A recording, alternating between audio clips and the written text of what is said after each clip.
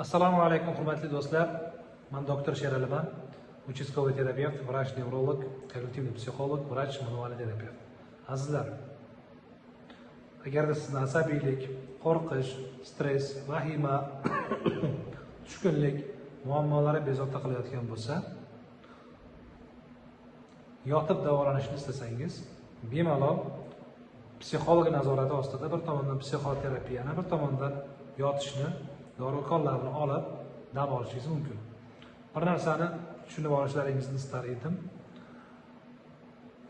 Dam olish boshqa, davolanish boshqa. Dam olib turib davolanish endi yaxshi bo'ladi. Misol qilib aytganda, siz belingiz og'riyapti, bir tomondan dorini olyapsiz, ikkinchi tomondan ishlayapsiz, og'irlik ko'taryapsiz, supuryapsiz, bir joyda ko'p o'tiryapsiz. Misol, bu davolanish hisoblanishi mumkin, lekin dam olmaganligingiz uchun bu davolashni ta'siri yuqori bo'lmasligi mumkin, zo'r bo'lmasligi mumkin. Endi dam olish degani hech narsa qilmaslik, bir joyda yotish.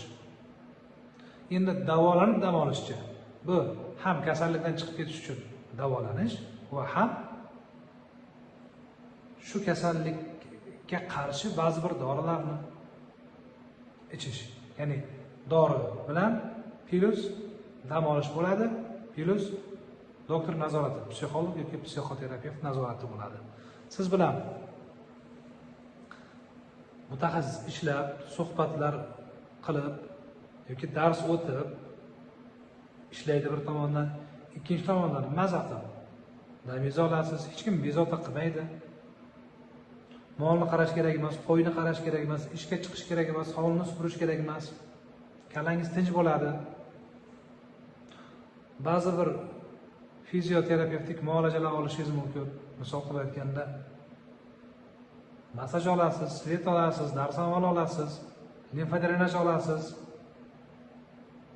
Insonlar bilan hamsuhbat bo'lasiz. Mana buni foydasi yaxshiroq bo'ladi. Marhamat, biz Istarafshan shahrida ishlaymiz. Tojikistonlik bemorlar bemalol kelishlari mumkin. Boshqa davlatdan ham bemalol kelsa bo'ladi. Yotib davolanish esa